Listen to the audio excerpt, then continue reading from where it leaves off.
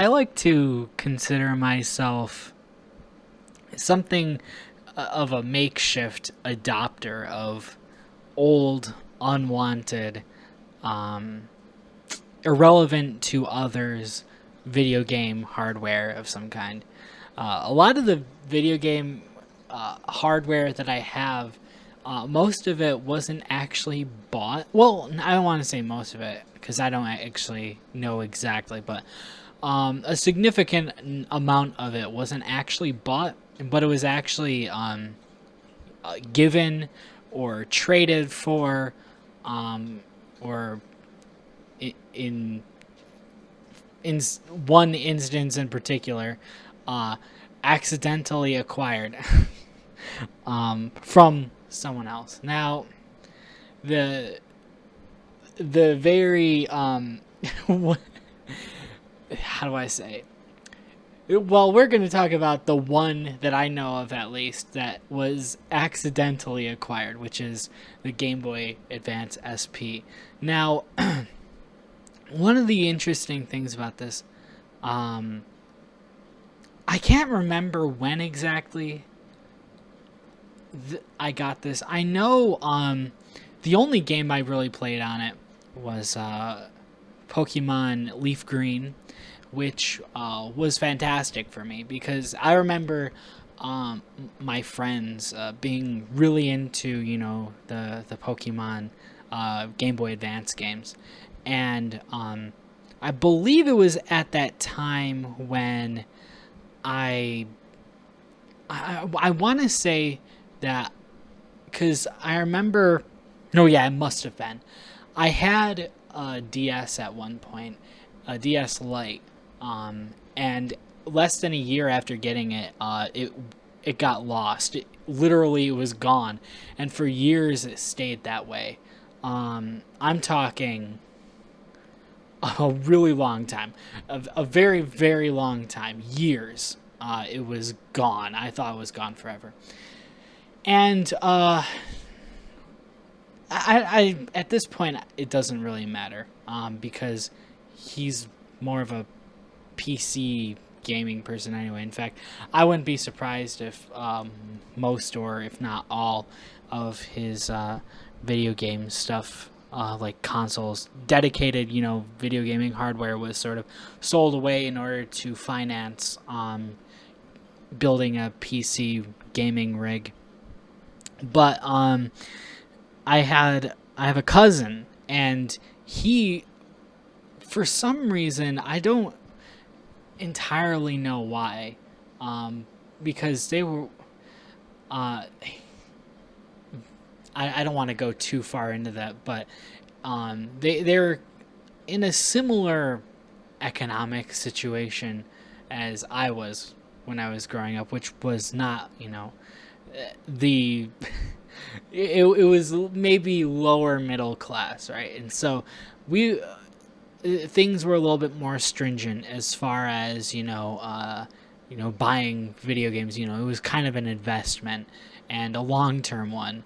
In fact, I'm not even entirely sure if my mom still, even since, everything, really grasps the idea that, video game console hardware evolves as it goes along. For example, a while ago, a long time ago, not too long ago, maybe about a year or two ago, she found a copy of Call of Duty Modern Warfare for PlayStation 3 just out in the middle, laying around outside somewhere. And she came in and she said, "Yeah, I found this. Would this work on your PlayStation?" Now, the PlayStation that we had, I say we because my brother and I pretty much shared everything, basically, just because one console per person. One console per household was sort of like the thing when we grew up. Because that's just how video games were. Local multiplayer, all that stuff. All that's dead now, of course, and now it's all online. But anyway, the only PlayStation that we had was a PlayStation 1. And there's no real way to I try to explain. It's like, oh, that's cool, but no, it wouldn't. Unfortunately, this is for PlayStation 3. We have a PlayStation that came out. I think it was like 20 years ago. I think at that point, I think it was something along those lines. Maybe I think I can't remember what year it was, but so anyway, that was kind of a tangent going on. But as far as this the whole thing is concerned, we didn't really necessarily buy the newest consoles as they came out. In fact, the console that we ended up buying for the 7th generation, was it 7th? Yes, it was for the 7th generation. We got the Nintendo Wii, and the only reason why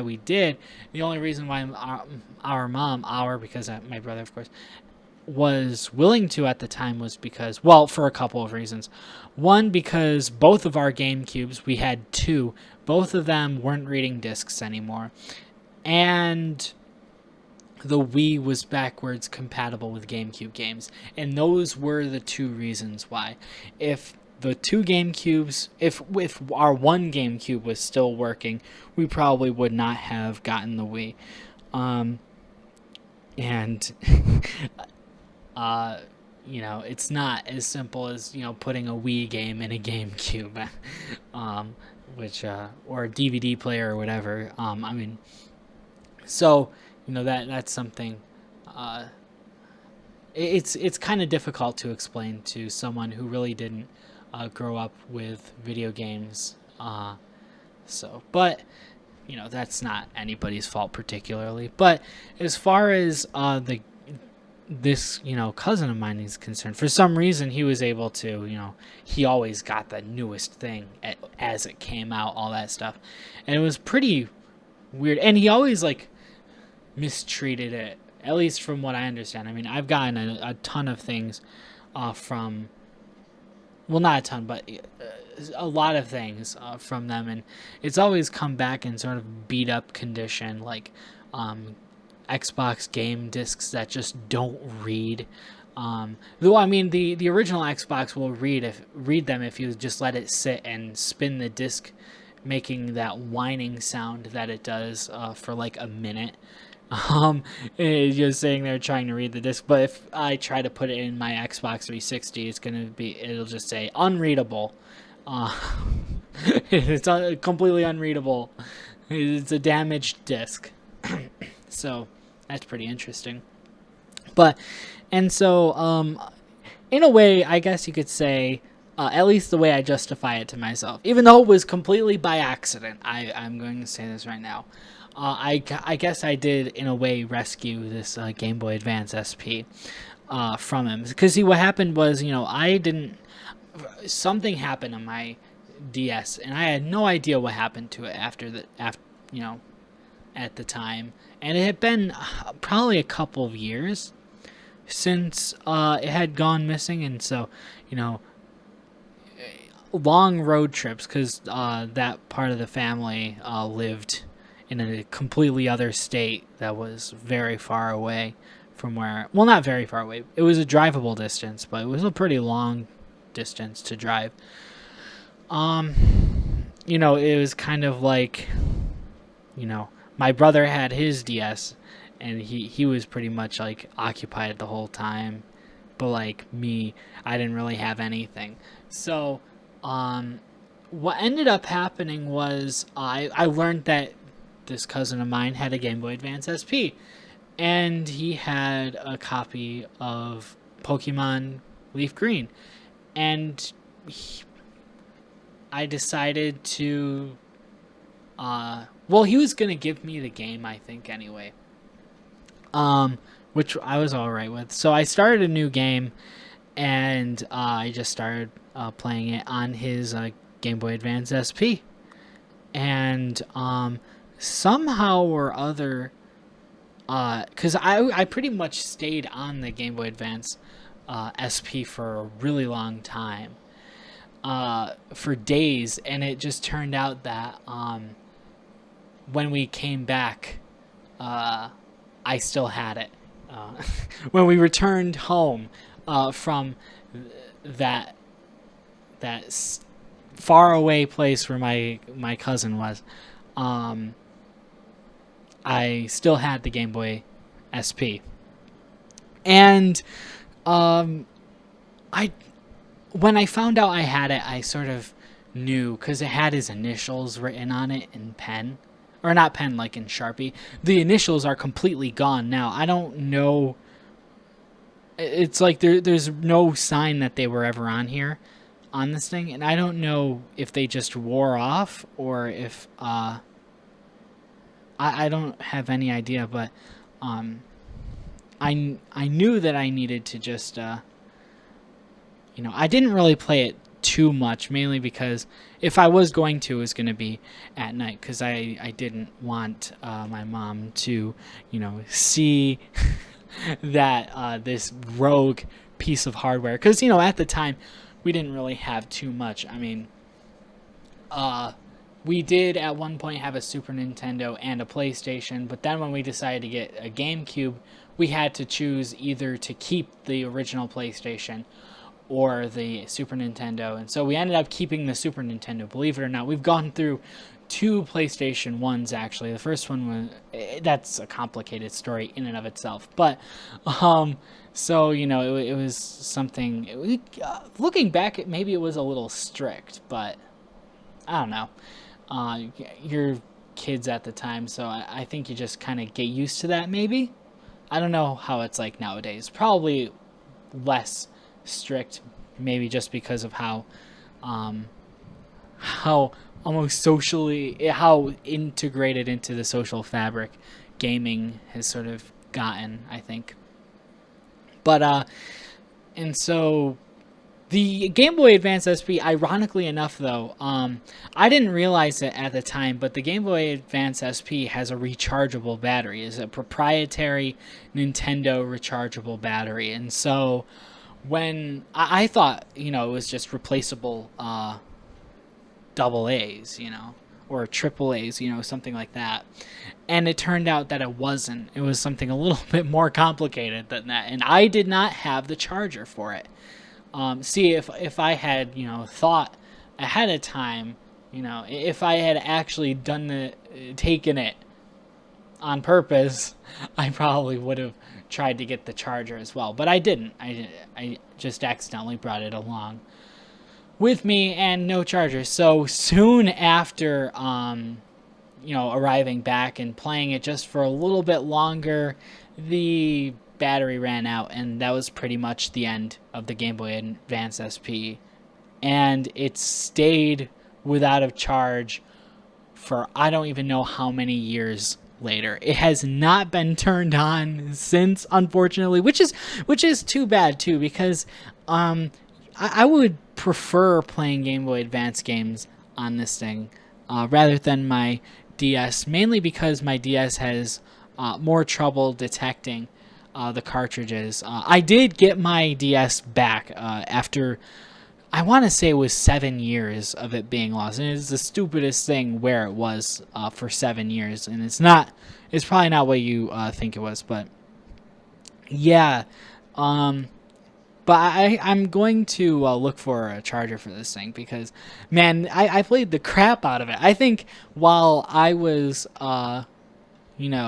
while we were visiting, it was probably the most playtime the thing had seen for years, or for a very long time, I'm sure, because he was always playing first-person shooters and stuff like that on, I believe, Xbox 360 was out at the time, which, that's not, I mean, I have a 360 myself, so I mean, no hate for the 360 or anything like that, but I also appreciate sort of the the Pintendo GS, as Dan Schneider is it Dan? Yeah, Dan Schneider wrote it as, which I think is hilarious. The Pintendo GS. Oh man, does anybody remember iCar? Anyway, so yeah, no, it's a really nice thing though, and I still have it, of course. I thought it, it was funny because I thought it was just kind of I forgot I had it for a really long time. In fact, I forgot about it so hard. I forgot about having it so hard, mainly because it kind of just stayed hidden. I never like gradually, I never gradually, integrated it into the scenery like I did with a couple of other handhelds that I was, well, one of them I was given, the other was from a trade, but it wasn't something like that. It just stayed hidden for a really long time, for no real reason. Because I mean, I don't know, but I forgot about it so hard that I ended up. Well, there was a trade that went on, and we ended up being given in that trade for like some Yu-Gi-Oh card. I can't remember. This is a different story, but another Game Boy Advance. And so that's pretty interesting. But then I got my DS back, and everything was pretty much hunky dory after that. So, but yeah, this little thing, even though it didn't last a whole lot longer, after accidentally coming back home with it, it did, sort of serve as kind of a lifeboat as far as my Pokemon needs were concerned. Because you have to understand, one thing was that I was waiting for years for a Pokemon game to be released on the GameCube, like a full-on Pokemon game, and that never happened. We got Pokemon Coliseum, but that was like the best it could get. I mean, there was XD Gale of Darkness too. We never got that though. We only got Coliseum, and that was all right, but it wasn't a full-on Pokemon game like my friends were playing on Game Boy Advance and later on DS. And I finally got to experience that in Leaf Green, Pokemon Leaf Green.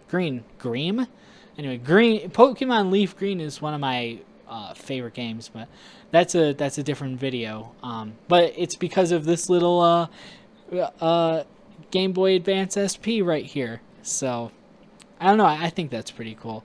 This is some kind of nonsense story. I have a lot of like weird, quirky stories with a lot of the video game hardware that I have that I want to share unsolicited for no real reason other than just to do it. So anyway, yeah, I think that's the story. I'm gonna get a charger for this thing, and at some point, and when I do, I will continue to play it, because honestly, I really have. I for some reason have always had this appreciation for the consoles or the video game hardware that I always wanted, but never really got to experience while they were relevant.